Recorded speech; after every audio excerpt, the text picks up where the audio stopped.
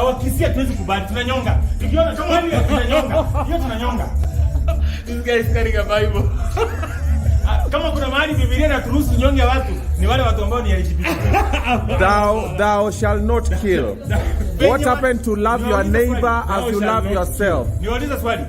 Benye wanawake warembo wamejaa Kenya, wanashinda wakifollow wa Nigeria na wa Tanzania, mnawaacha hapana.